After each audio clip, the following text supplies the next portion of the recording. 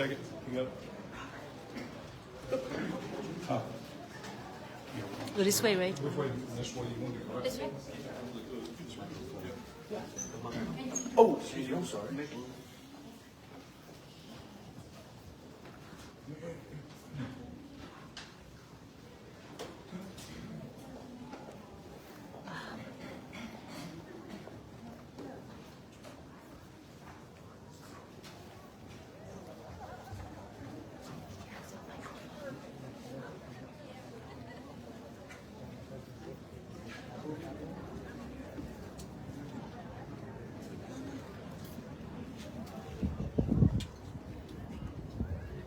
Excuse me, do you have a microphone for him?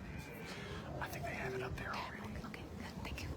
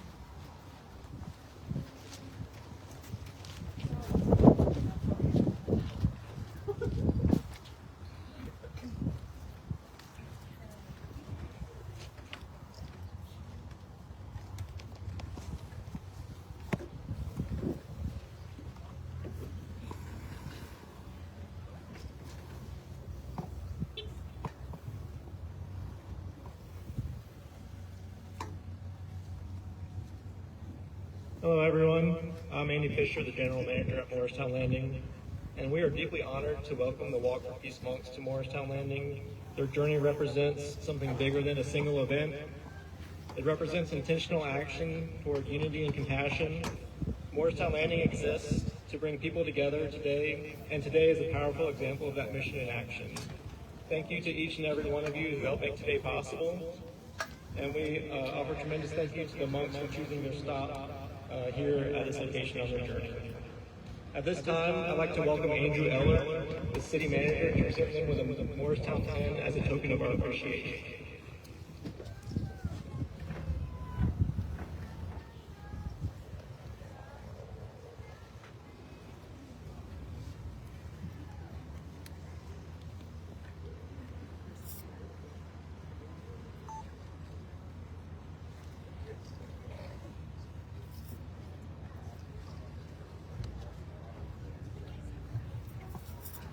And now I'd like to welcome Kinsey Mullins and Officer Howell to present a challenge coin on behalf of the Sheriff's Department.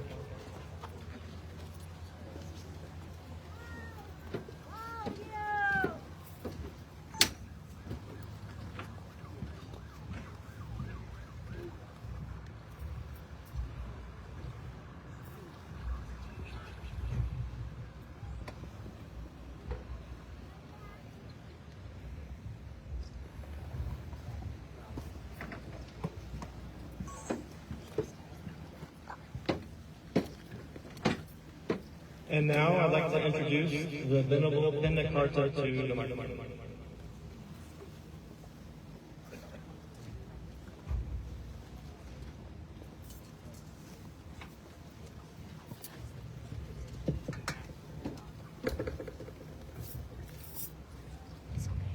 Good afternoon, how are you?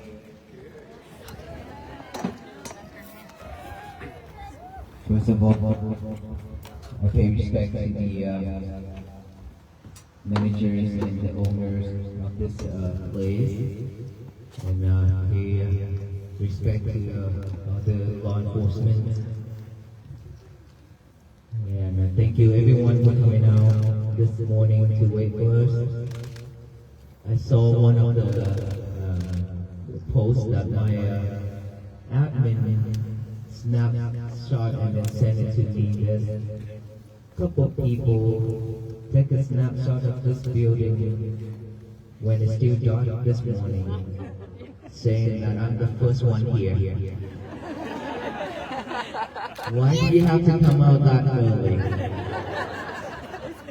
Oh, it was you? Yes. Thank you so much. That is so much love. But this morning, last night we arrived to our night location. It's like after 1 a.m. We arrived late and then we had a talk this morning. And so after that, we still have to wait for our bus. The driver had to take some rest. Therefore, we took the car here, trying to get here on time to see you all. I thought that after Washington D.C. and Maryland, we'll go and we will head back directly to Fort Worth, Texas. I didn't know that we have stopping points like this, and then until my journey coordinator told me, and so I say okay. And then when I came here, I see so many people waiting for us. It means that all of us willing to walk even after the journey in Washington D.C., right? So we will continue this walk until the end of our life.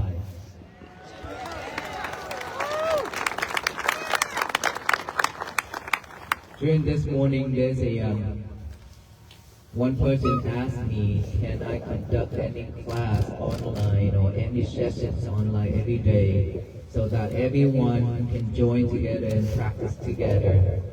Would you like that to happen? And I said that I would try my best. I would try my best to arrange those times. And I know that, like I said, I don't want this journey to end just like that. This is something that is very important and it's very meaningful for all human beings, for all of us. So I would love to have something continuously so that we can have those times together, to walk together, to bring peace to our life and to bring peace to this nation and the world.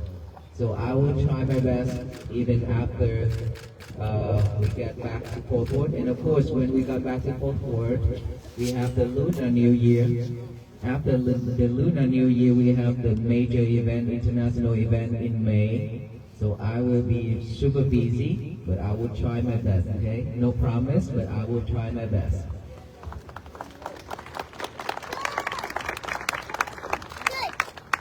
How many of us already practice mindfulness practicing? That's a lot. That is a lot. Thank you so much. How was it? Peaceful, hard? Of course, it is very hard. It's not something that we can achieve right away, right? That I said, this journey, we will have to walk up and down the hills. Our path will not be smooth and flat. We will encounter a lot of challenges, a lot of rocks and bushes and trees and bumps and all those things along our way, our path, our road, our walk. But we just have to continue, keep on walking, don't give up. Never giving up, even though it's very tough. But that what makes us different from the other people. Like when I practiced at the beginning, I encountered a lot of challenges, a lot of problems for myself. Sleepiness, sleeping during the meditation. The mind is wandering around non-stop. All those things we have to face. We cannot escape, we cannot run away. Because they've been with us for a long time, so when there's right time, right conditions, they're gonna pop up, right? Our job is not to eliminate it, but our job is to acknowledge it. Our job is to observe it and acknowledge it. Then if we continue doing that, we will be able to manage all those emotions and feelings, and we be able to stay focused within our breath. When we be able to stay focused within our breath, our life will be much, much better. Less struggle. Even if we have to struggle, it won't be that bad as before. It's because we are not mindful enough. When things happen to us, we struggle, we scare, we stress, all those things. But when we realize that everything's impermanent, it comes and goes, we will not hold on into all those suffering. Instead, we just observe those things and acknowledge it, and it will vanish by itself. That is how we learn, that is how we practice right from the beginning, by observing the thought, acknowledging that thought, and bringing our concentration back to the breathing. We repeat doing that over and over each and every single time we practice. We train ourselves to have that new habit, not to live with the old habit anymore. And if we be able to do that every day, diligently, I promise you, you change your life will be changed. As a Buddhist monk, all of us here and many more, mindfulness is what we live with every day. We practice, we live with it, and that's why not many monks who react in a angry way, monks are saying we still as human beings, we still have defilements. As long as we practice, we manage it easier. If we don't practice, it's the same with everybody else. There will be monks react that way, but most of the monks, we practice a lot every day, so we react differently. And we are not that easy to be triggered. And we are not that easy to react the way that we used to. Before we ordained, we could react really badly. We could react quickly, very fast, with anger and hatred and all those things. But when we ordain, we have that key, we have that sword to chop off all those defilements. And that's what makes us different. And we keep in our rules and regulations. That is also supporting us on practicing meditation as well. So we are the same. If we be able to keep our morality, rule and regulations, stay away from doing unwholesome things, all those will support our practice. Because the more we commit into unwholesome deed, then our mind is gonna keep wandering and suffer and regret. All those things will pop up in our head. And it's very difficult for us to move on. So we walked that far, 110 and 111 days now, trying to share the key of mindfulness, compassion, and loving kindness to all the people who meet along the road. And we didn't expect that much.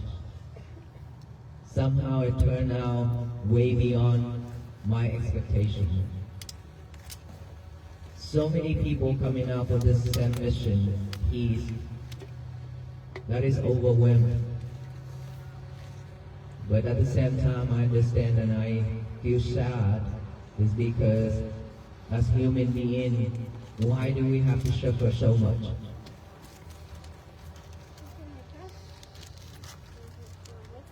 And a lot of us cannot find a way out. We don't want it like this, but we don't know how to get out of all those problems. And I'm grateful that I chose on this path to walk on this path. And I am grateful that I meet all of you. When we meet like this, for us, we know, we understand that there's a connection between all of us in many lifetimes already. It's not coincidence. We have met many lifetimes, and now that we meet and continue walking together again. We have been walking in many lifetimes together. And this is the time we walk, we meet and walk together again to continue this mission until we complete it. And when will that be? It all depends on us. How much effort, how much energy that we're willing to put on. If we want to complete it as soon as possible, we put a lot more effort with strong determination and patiently walking on this journey. It soon will be finished, accomplished. And this world will change, it will turn into a better place for all beings to live. But we do have to take that into action. We don't talk anymore. We have to do it. A lot of talking already, and we still struggle. We don't need to talk anymore. We just need to take that into action. Seriously.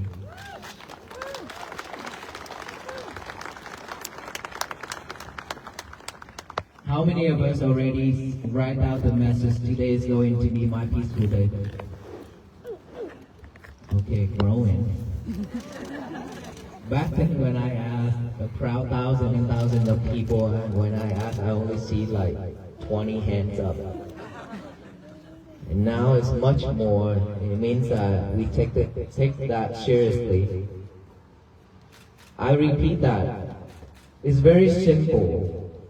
Writing it down on a piece of paper sounds like this is something that is teenagers and kids do, not adults. But it's for all ages. It's very simple but very powerful when we give our hand and our mind a job pairing together. Okay? Remember that we are practicing mindfulness right now. That is why writing it down is a way to train ourselves to stay focused on one thing at a time. When our mind is doing just a thinking only, there will be a lot of different thoughts popping up, mixing it together. Now that we have two jobs to do, which is the hand and the mind pairing together, it's different, it makes a difference. We will be able to stay focused on this writing easily and strong. Okay, so writing it down, today is going to be my peaceful day, and then read it over and over with our eyes, means that our eyes and our mind is pairing together at that time, after the hand. So it's pairing, our eyes always looking out there for things, many different things, looking for something that is beautiful, looking for something that is nice, that we always wanted to see, right? And then looking at something that is not beautiful, looking at something that we don't like. And it's recorded all those reactions, all those things that we dislike in our head, in our mind. So instead of letting our eyes look in with all those things, now we just look on those words that we are writing on that paper. Only that one thing. right? Today is going to be my peaceful day. Just look at it and read it over and over with our head. And then after that, read it out loud with our mouth. Now that the mouth is pairing with the mind, we have another job to do. Read it out loud. And so instead of saying all those bad things, saying all those unnecessary things, or singing or doing anything else with this mouth, now we always say this statement. A very beautiful statement and strong statement to change our life. So we just say that statement only, right? When we don't have anything to do, when our mind is empty, when our mind is vacant, and our mind is have nothing to do and is always picking up different things, all those unnecessary things, all those bad thoughts and bad habits, we will pick up and think over, and then it makes this mouth to speak, to say something that is not necessary, that is hurtful. So instead of giving us that chance, now we don't give ourselves that chance anymore. Instead, giving ourselves a chance to read something better, to say something better, to start our day with. Today is going to be my peaceful day. Just say that. Very easy, right? But it's very powerful because we are training ourselves on every little thing. Remember, it always starts with every little thing. We don't have to think big. We don't have to do something that is really big. We don't have to. Just start our day with something small like that. And simple just like that. But if we can repeat it every day, it changes a lot. It changes our life. This is something that I practice. When I talk, when I say something, I practice those. And so after practicing it for a while, I see the benefits of it. And it's truly helping. It truly helped me to overcome a lot of things. As a monk's life, do you think that we are peace at all times? You think that we don't have any defilement or what? We have all kinds. Okay, we encounter a lot of things. And even more than late life, just like you. Because a lot of people come to us. Right? If we are not mindful, then we can't survive. Because we will be overwhelmed with all those things, all those problems from the others. Right? So we practice. We know how to purify our mind. And I encourage you all to practice the same way. To bring peace to ourselves. And don't waste our energy and effort on something else that is not needed anymore. We just have to do something better for our life before we die. Why do I have to say that thing all the time before we die? Because we will go there regardless if we want to or not. Right? We will have to go there. And we don't know when. The scariest thing is we don't know when. If we know, then we'd be able to prepare ourselves. But we don't. Something that has just come randomly, maybe in bed, maybe while we walk, maybe while we eat. It could come at any moment. And imagine when that moment comes and we have not carry with us, except suffering. Then we will continue to suffer within our next life. Why would we do that to ourselves? Because we will not, when we are not enlightened yet, we will still in this samsara, which is in this circle of life over and over and over. Just like Aloka. For us, we look at him differently. He could be a monk in his past life. because he's very clever, he's very smart. I'm telling you, he's super smart. But breaking his rules and regulations because of doing something, and now he's suffered with this form as an animal. And that is why I named him Aloga, means light. Hope it will find the light of wisdom to liberate all kind of sufferings. Us too, we will be wandering around in this circle of life, life after life, and we don't know which form we will be born into. We don't know. But at that moment, when before we pass away, that is very important to all of us. You know, when we die, before we die, we are the only one, the only person in this world can see our life, our next life. Just like a movie. In our mind, in our heads, it's just like rewinding our whole life. What have we done, either bad or good? Which one is stronger?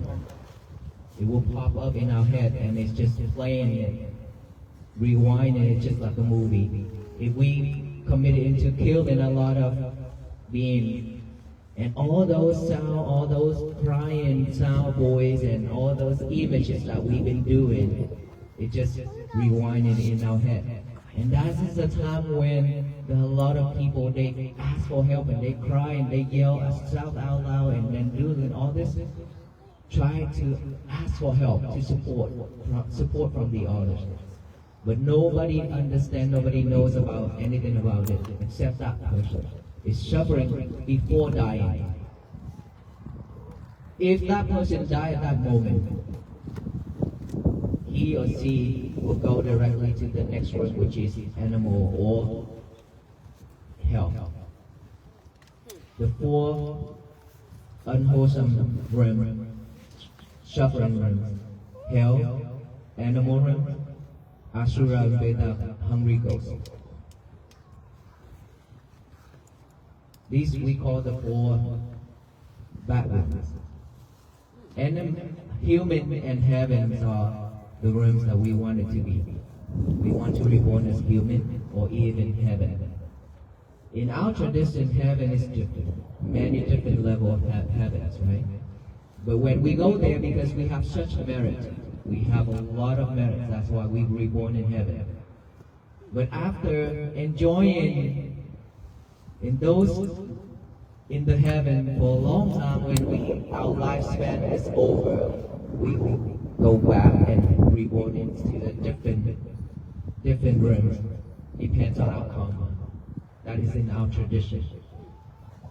So heaven is not final state, final destination, because we still born and reborn and reborn. So these 6 places where all beings will be reborn again and again, over and over, until we become enlightened.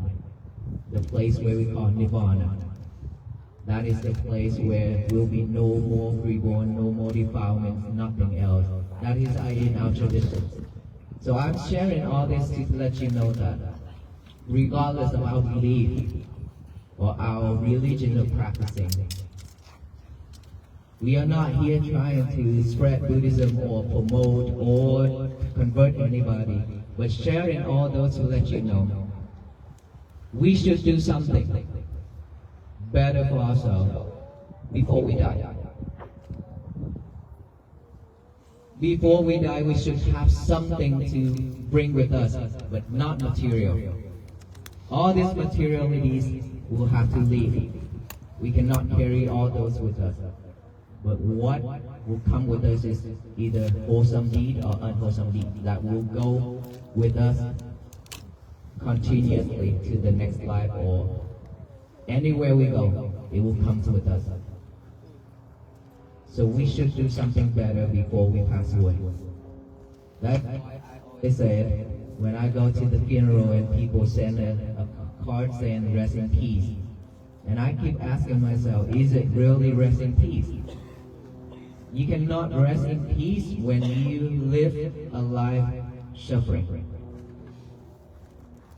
Right? In order for us to rest in peace, we have to have a life with peace while we still survive, while we still alive. So practicing mindfulness to purify our mind, to manage all kind of emotions and feelings, to live a better life is what we really need right now. And for the rest of our life, that is how we create peace for us, our life and our family and our neighbors, our society and our nation and the world. Peace cannot begin when we always head out. Always begins from within, which is inside. When we look back and see ourselves, see our breath, feel our heartbeat. Just look back, take some time, reflect ourselves, feel it, see our breath, be mindful with it, then we will have peace. When I walk at the beginning, people thought that we are walking for the world peace. And then after listening to my talk, it's totally different. I mentioned this several times that we cannot change this world. There will be no world peace. But there will be world peace if all the people doing it together, not the venerable monks alone. It means that we have to walk on this path. It means to practice and walk together. The power of togetherness is very powerful. That could change a lot of things. Change our life, change this nation, change this world. So please practice diligently every single day. That is how we support our nation. That is how we support this world. And that is how we build a world for our future generations to live. That including ourselves.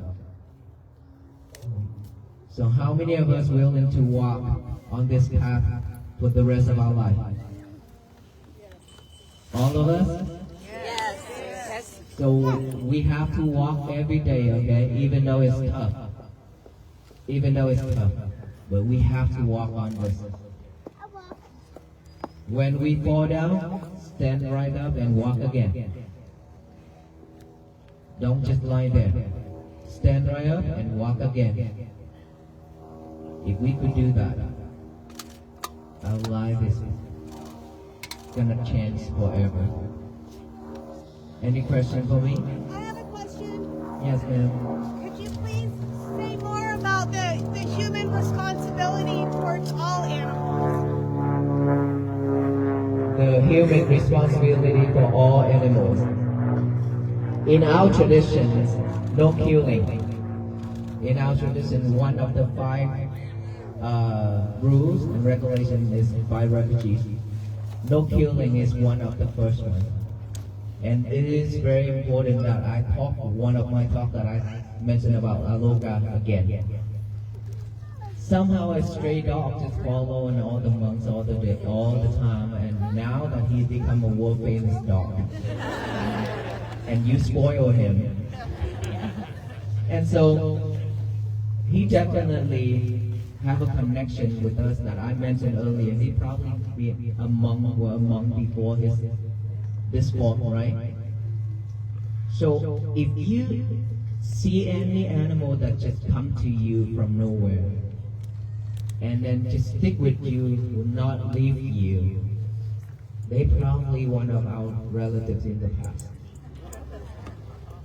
Yes, it is, because how strange it is for the dog living in the street in India and now become a US citizen with a monk that he have never met before. And then when he don't see me, you can imagine he cry all day long. Wherever he go, even though many monks, he loves all monks, okay? But he enjoys playing with all the monks. But he always remembers that his master is there and he needs to come with his master. That's our love. So, no killing is the rule. This is something that if we commit, then we have to pay for it. No one else can replace it, or no one else can suffer for that karma for us, right? So no killing is one of the rules in Buddhism. And if we live in this world all life, because they also afraid of death, dying, they're also afraid of hurting, right? We are the same. Imagine if we happen to cut our finger. That feeling is very scary. Right? Animal the same. They scare too. That's why when you see our little guy is like that, but when I hold a stick and I look at him, I yell at him, he's scared. When I try to teach him something and he's not listening, I hold the stick and I teach him, he's scared. He tries to back up. Same thing as all animals. They're afraid too. They have that. It's just they cannot talk. They don't know what is right, what is wrong. They just survive like that. Imagine all the animals like dog, pets in United States is totally different. But in many different countries, they suffer a lot. They don't have food to eat. And lately, I mean, in the middle of the walk, midway, I received many information from India saying that stray dog in India has been killed a lot, and asking me and Aloka to do something. And I said, we'll check on it. We'll see what we can do. But we should, I mean, regardless if they are our relatives or not, but they have a life. We should respect, we should give them that life, because we don't know when it's our turn. Could be us later, right? So always share love, because loving kindness is towards all beings, not just human beings. That is why I talk about loving kindness, because loving kindness has no boundaries. Yes.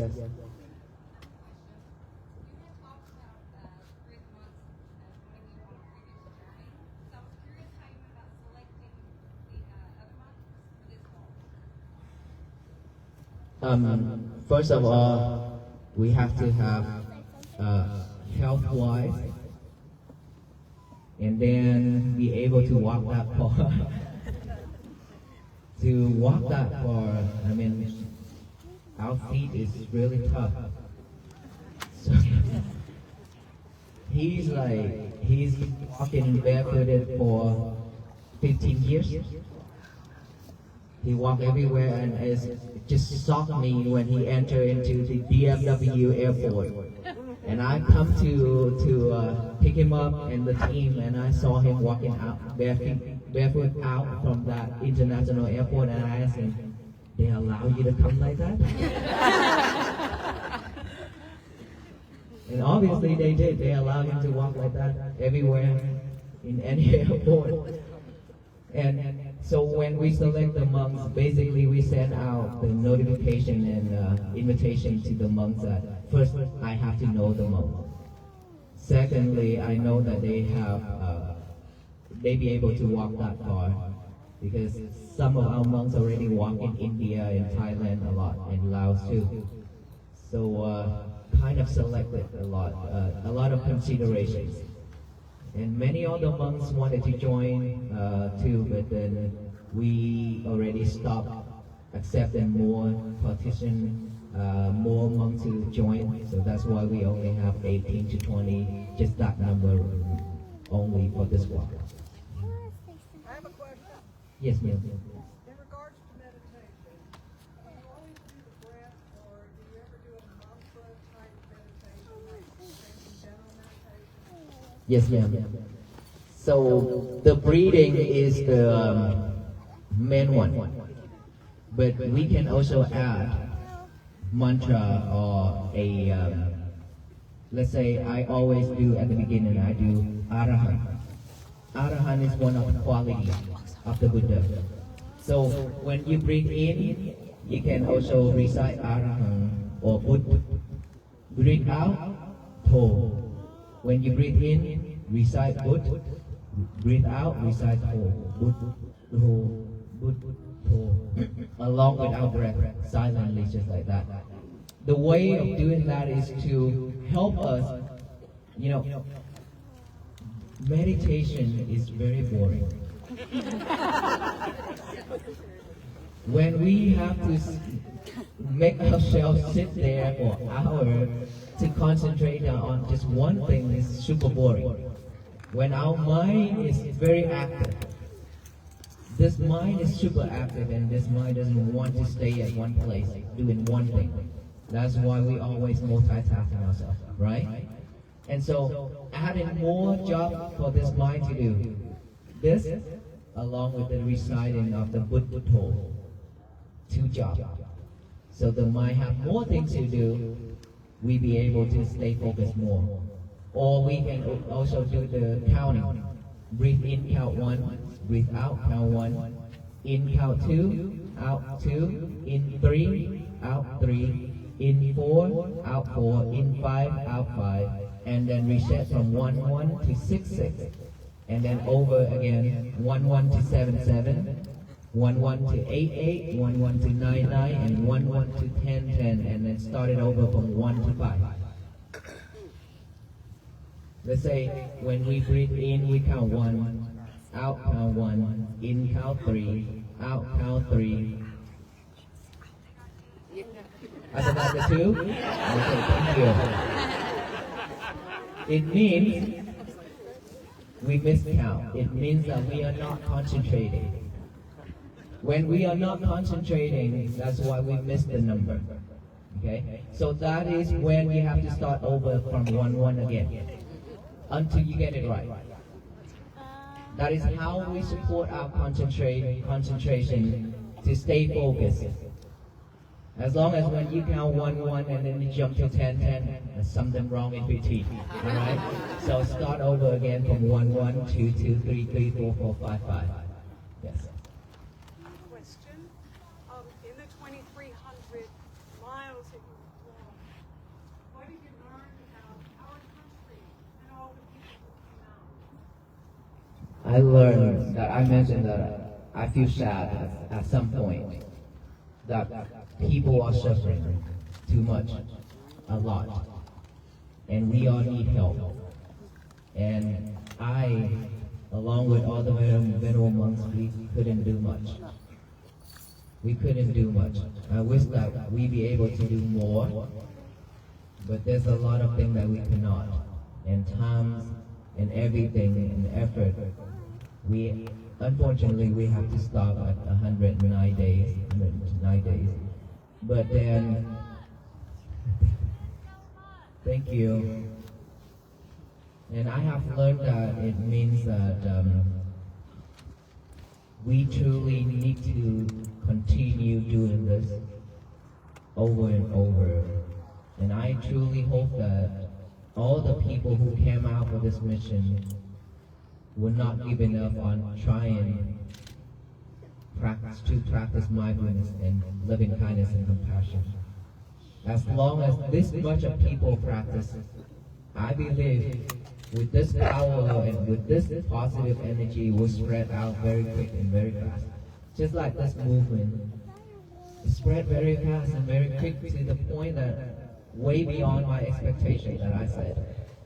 I never expect this much of crowd, and I never expect myself standing in front of thousands and thousands of people to talk every day. And millions of people join in to support this mission. So I truly believe with the power of all of us here and many more, one day this world, this nation will change. But we have to practice every day. We have to walk every day in order for this to happen. Thank you, ma'am. I have a question. At any point during your journey, did you start to lose motivation? And if so, what did you do to regain that motivation? Never happened that way. There were days that we were very exhausted, yes. Many days that we are exhausted. But losing motivation and thinking of giving up is something that is not with us.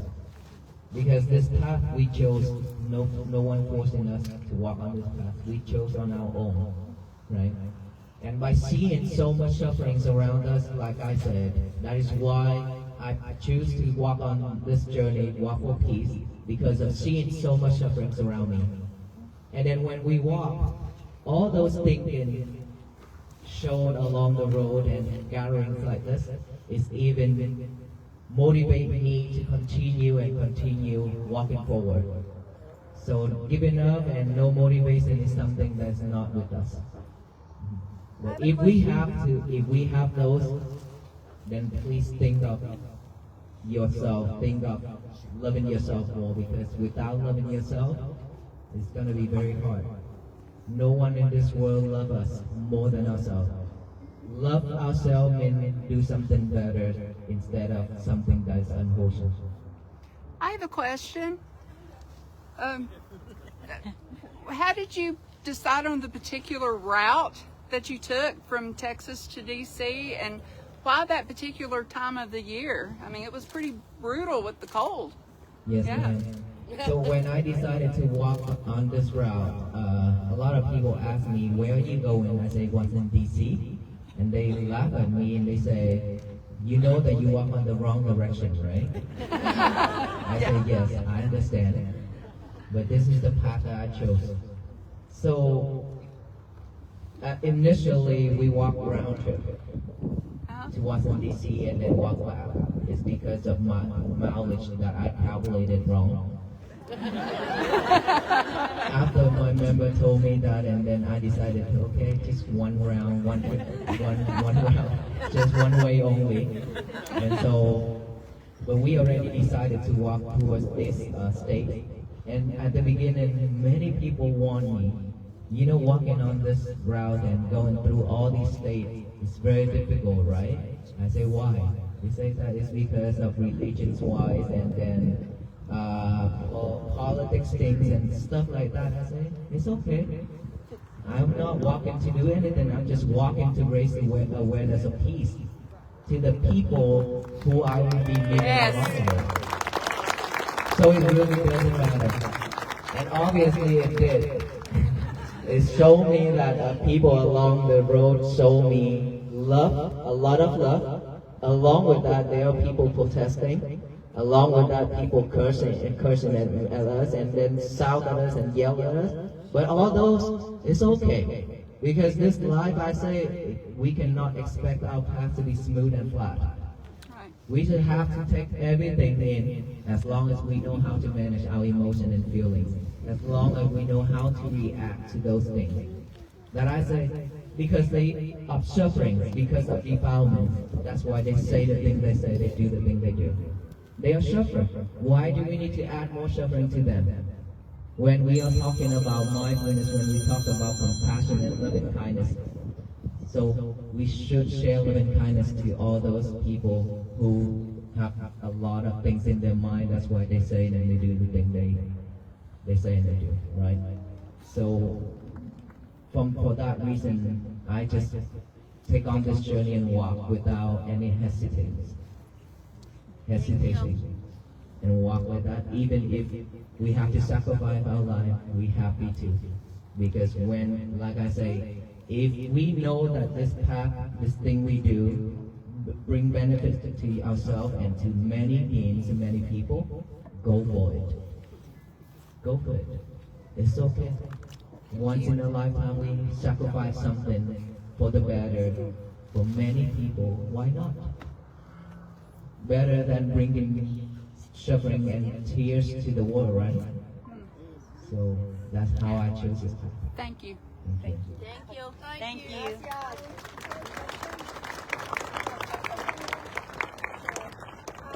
You said something in Pittsburgh, North Carolina about merit when I spoke to you there. Can you explain more about that? Merit. So let's say today you came out this morning to listen to this talk, right? Standing in the cold and waiting for a long time, but patiently Well, your mind is still at peace right now? Okay. So when our mind is peaceful like that and we have patience and wait, in any condition we still be able to stay calm and patient like that, is cultivate merit. Our walk like this, every step, if we be able to focus on our breathing, as long as our mind is not defiling, not like bad thoughts or anything like that. And if as long as we walk with a good intent and good thoughts, every step cultivate merit. When you help anybody, when you try to do something better for yourself and the other, that is merit, that is cultivated. Everything you do, just like I said, it's very difficult for us to cultivate all those merit, okay? Also, it's very easy too. Get a jar, a glass jar, with a shield lid. Every day when you do something wholesome, anything wholesome, either listening to a talk, to motivate ourselves, helping the others, chanting, praying, meditating, all that thing as long as wholesome. Okay? Every time when you do something like that, just one thing, you drop into that jar one drop of water. Okay? Every good thing, every drop of water represents for one good thing. Every time when you do one good thing, drop into that jar one drop of water, and you keep on collecting it just like that. But if someday, because of anger, because of delusion, we get angry and say something that's hurtful to the others and ourselves, do something that is hurtful and injure the others, it means you pour all those drops of water that you have been collected on the ground. You pour it all out on that ground and you cannot collect it back. It's very difficult for us to collect all those drops of water, but just because of defilement, just because of delusion, we ruin it all. It means that whatever we have done is still there with us. It's just that we break that section of the bridge for all the good things to come to us. Like when we want to cross the bridge has to be built from this side to that side, right? When we get angry and hatred and all those things, we collapse one of the section of the bridge so we cannot pass that bridge anymore. It means that we stop all those wholesome deeds and good karma to come to us. Instead, all the bad karma will come to us at that time. When the bad karma comes, it's not just one time. It comes one after another. You know why? It's because when our mind is have defilements, when our mind is in delusion, and that just attracts all the bad things to come up to us only.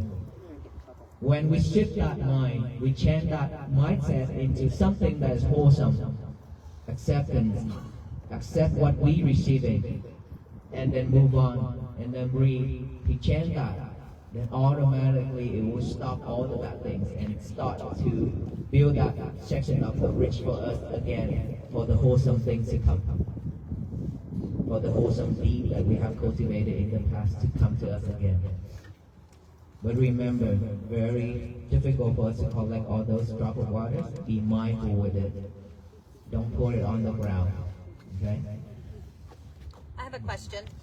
I saw where you said that you, when you were younger, that you spoke very little.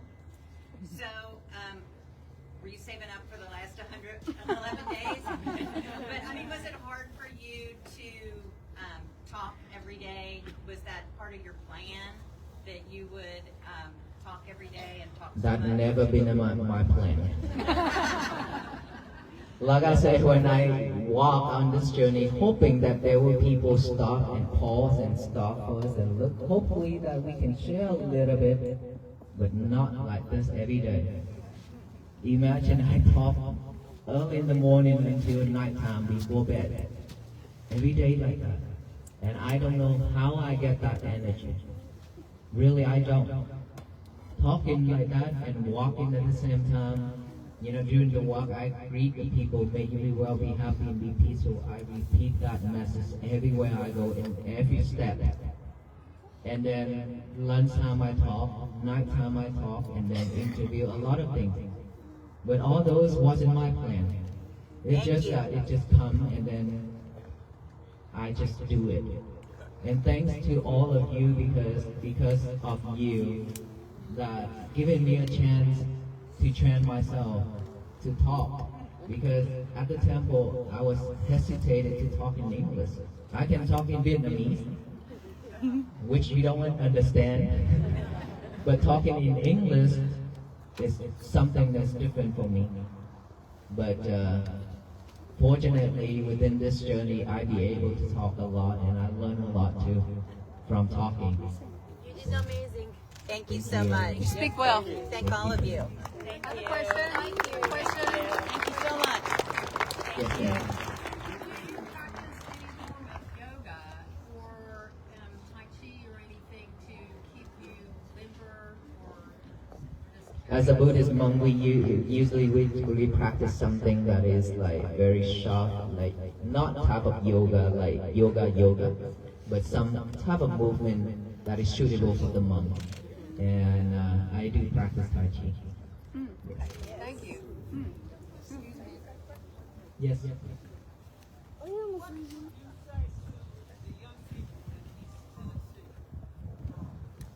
That's a good one. Yes.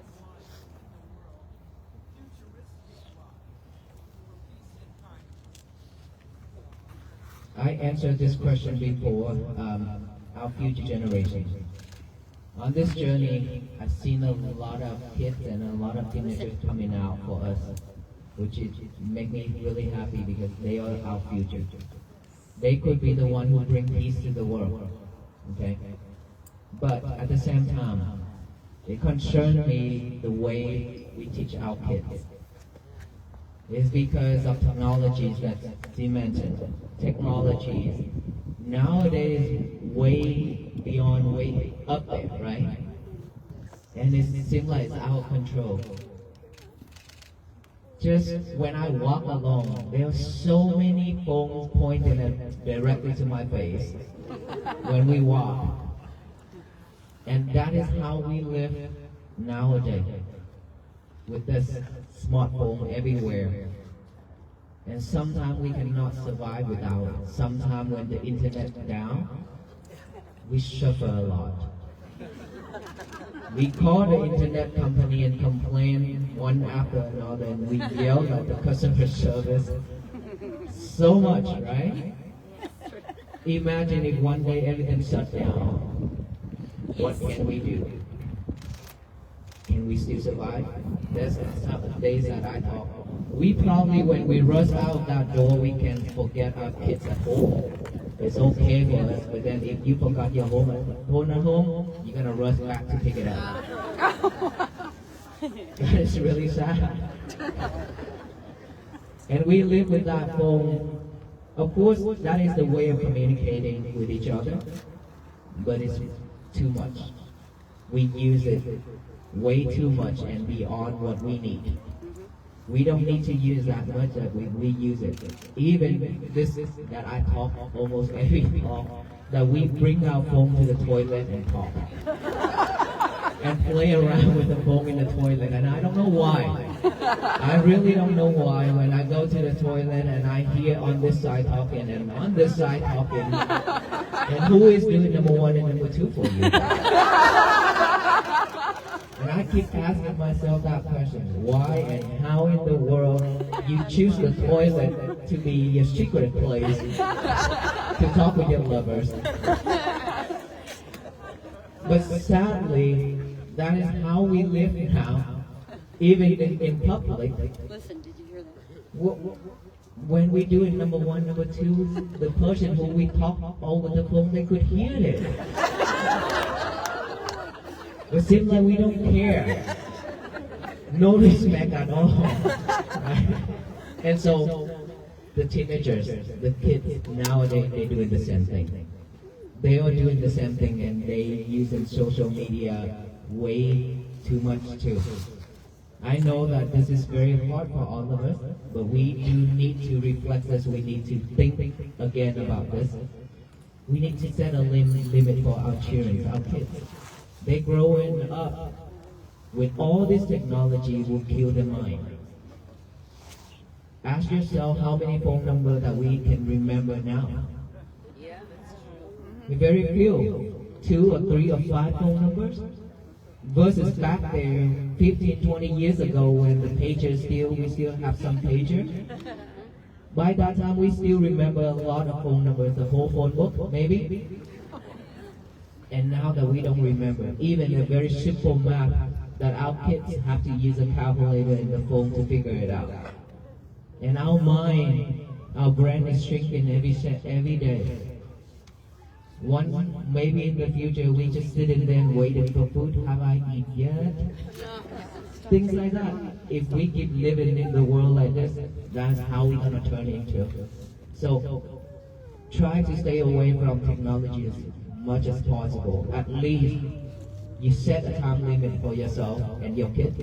Maybe in the morning, like I said, before bed 1 hour, no phone. 1 hour before bed, no phone. Stay with your breath. When you wake up in the morning, our habit is to grab the phone again. Or you wake up in the middle of the night, you grab the phone and then you check with it and then you live with it and you could not go back to sleep. Now instead of doing that, change it. No phone before bed. When you wake up, if the alarm goes off, turn it off and then get up, but don't grab it or don't snooze it. Okay, no phone. And then make your bed. Make your bed. Kids, teenagers, this is a must. They have to make their bed. Don't do it for them. Don't do it for them. Let them have a chance to fix it. Let them do it. Train themselves how to have responsibility in the house and how to stay focused by doing all that thing, right? Make their bed and then go to the bathroom. Again, no phone in the bathroom. After you come out, write out the message. Today is going to be my peaceful day on the paper, like I already said. And then after that, focus on breathing again. 1 hour before you have breakfast, maybe, and then have breakfast. After breakfast, during the breakfast, no phone either, because when eating, focus on eating. And then after breakfast, you're more than welcome to touch your loved one. It's okay. From there. Okay? We just have to change the way of living. Seriously, this is very important. If we could do that, I believe that our future generation will be better. Otherwise, I don't know which direction they will go. Seriously. We've been there, done that. We understand, right? So please think about it. And if you happen to lead your child, your children in that direction already, then please change it. Don't let them use the technology. You have to set a limit for them. Train them while they're still young. It's better. Like us now, it's difficult to train because our bone is stiff now. Even though now we want to sit cross-legged to meditate, it's difficult, right? But the kid is suitable to do all this, so we should train them now. Okay, thank you. I was just wondering, I know the weather got very brutal, of the wind and the cold and the snow, and some of you got sick. If all of you are well now? Not all of us are well. We still have some still sneezing and coughing and cold, but we okay. We still be able to walk. So in any condition, we try our best to stand up and walk again. So we are good. Thank you for that thought. Thank you. Yes, ma'am. Is it possible to mind bringing your baby, Aloka, up where the bar's not covering her? So you can see? Oh, you just want pictures of Aloka.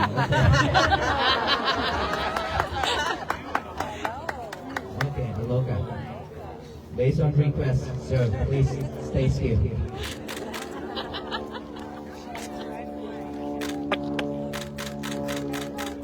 Oh, he poses.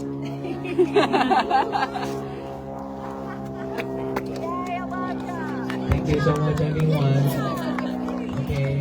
All right. May you all be well, be happy, be peaceful. Thank you so much. Thank you. Thank you. Okay. One last thing. We'll pass out the peace bracelet for all of you. So that it reminds you that you need to be mindful. Okay, every time you look at it, it reminds you to be mindful that you have met the monks already. So walk with them. Okay, thank you so much. Thank you. It's time for us to pass out the peace bracelet. Can I say something really Yes. quick? And I was really happy bringing out Aloka and everything.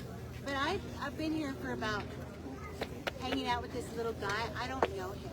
But he watches you every day online or on TV. Yes. And he didn't believe you were real. And then, like, he just thought it was something on TV. Maybe yes. Yes, go ahead. Anyways, he loves you and respects you and loves your Aloka, and I just learned this just from talking with him. Oh my God. Oh. Thank you so much. Oh my God.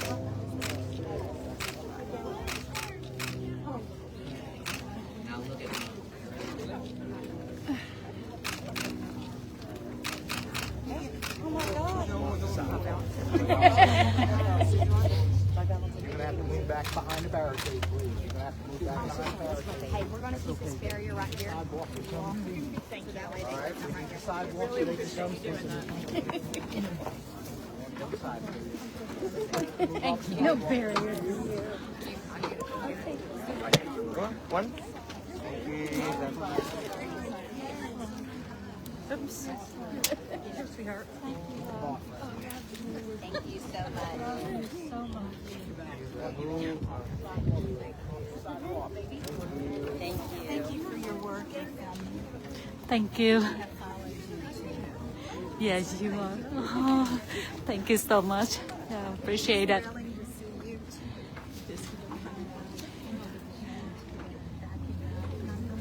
Yeah.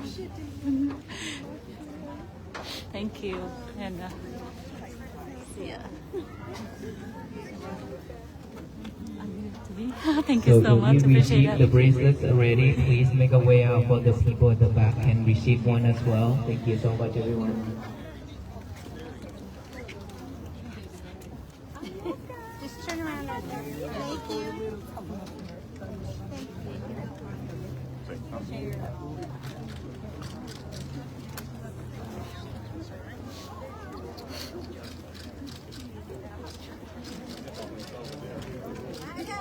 Push them off the sidewalk. Thank you so much. Yeah, this is mine. He's got a heart almost too, my little rescue. And then I brought my mom with me. She would have been, this is her birthday. She would have been 79 today. This is my kind of like a Aloka. Yeah. He's got the little heart. He does.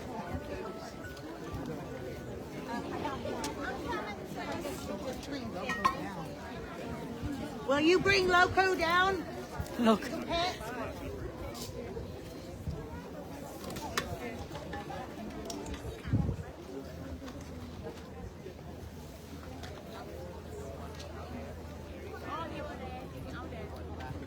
Thank you. Yeah. Thank you for coming. Oh, you did? Oh.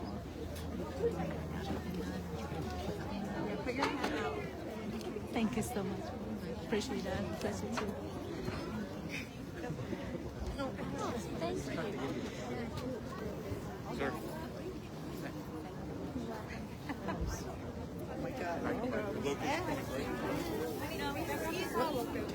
Yeah, I just got to make a deposit. That's just a little note, but thank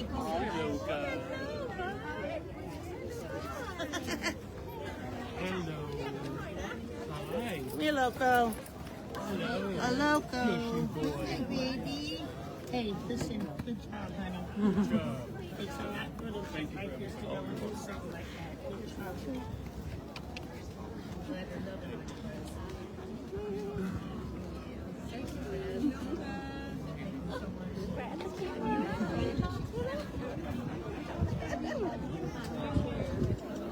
Right there. I'm sorry. You're fine, thank you. Sorry. I'll get behind you. Go right ahead.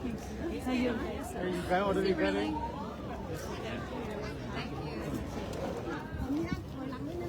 Here, baby. Mẹ khao vậy, mẹ khao vậy đấy.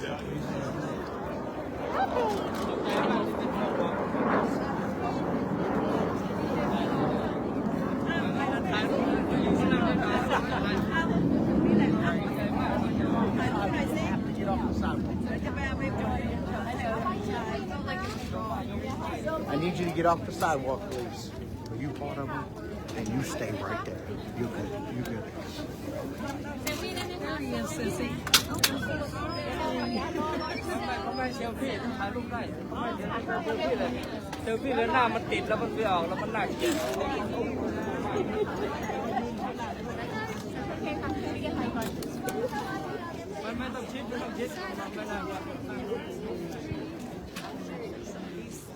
There you go.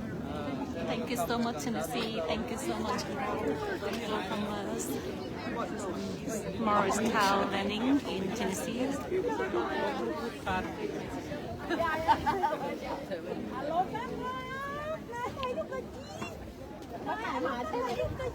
I could see one. Didn't it? จะมาหาหมาเนี่ยที่มาเนี่ย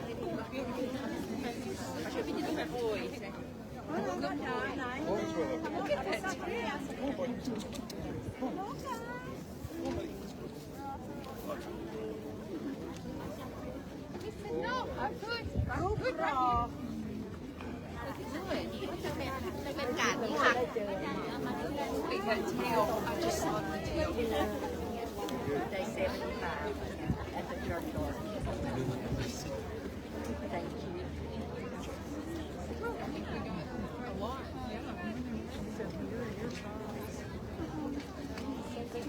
So we're keeping my angle.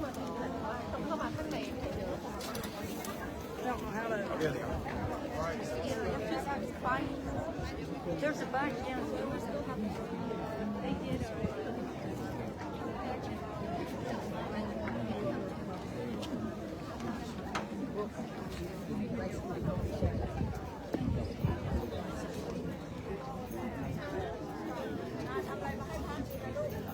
Be cool, Palancar. Be cool. What do you want to say? Excuse me, sir. Excuse me, what do you want to say? I want to give him this, but I want to tell him that God has been trying to get his attention this whole time, and it's very, very important. Just wait. Please. So we'll just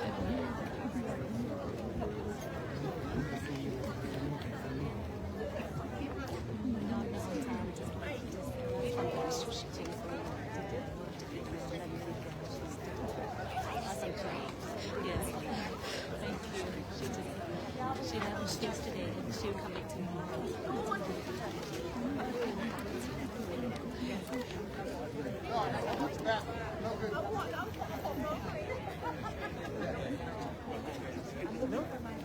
Don't know where we're going. Hi, Miss Judy. I love her just like that way. Okay, yeah.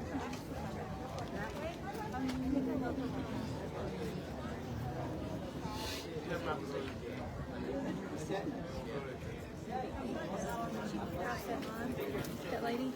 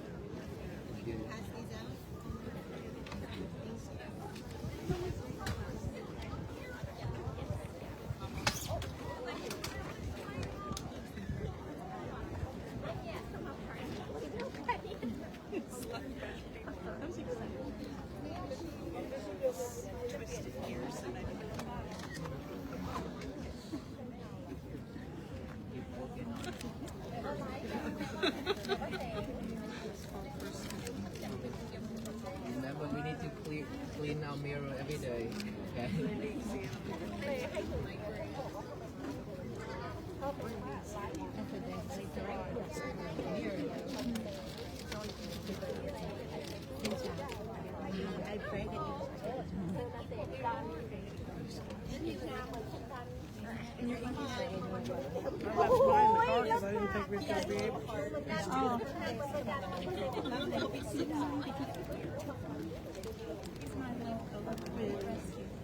Your English is very low, but I would challenge you to say Vietnamese language changes are much more Check that. It's hard to see this for fun. Thank you.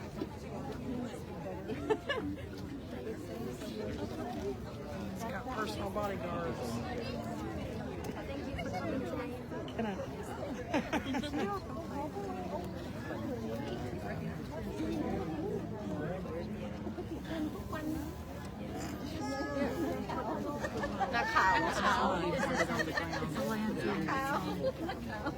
Back then when I started, I then people asked me and กับโลก้านี่ไงเดี๋ยวท่านก็โลก้าอยู่นี่ไงถ้าที่อยู่เนี่ยเขาเสกตรงนี้จะสวยมากที่อยู่ข้างในแล้วที่ออกมาเรายืนไว้พอทานป้องใครล่ะครับเนี่ยหรือใช่ต้องเดินไปฝั่งนู้นมีหลายบ้างเลยนั่นเป็นหัวหน้าไงย้ายโอ้มีคนวาดรูปให้ด้วยดูไม่ได้ถ่ายรูปก็เก่งดีอ่ะเรียกcái mấy thái này mẹยืนหนูว่าแม่ยักแม่ยืนฮันนามาให้อุ้ดด้วยแม่ฮันนา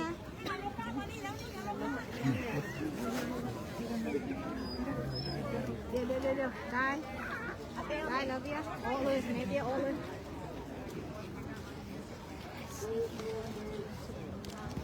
ดอกไม้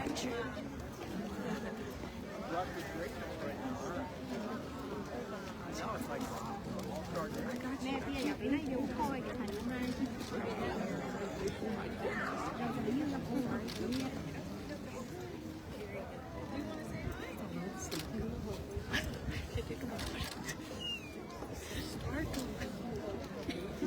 เข้าไปแล้วยักษ์แม่เข้ามาแม่เตี้ยเข้ามา Thank you everyone for watching. I'm gonna stop right now. Thank you Morristown Landing in Tennessee for hosting us. Welcome. Here's one more.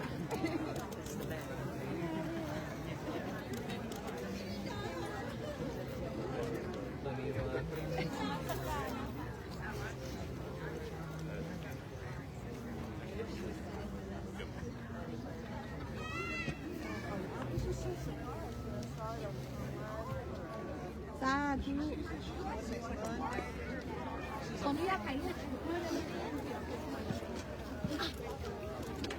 No, mẹ đang nói mẹ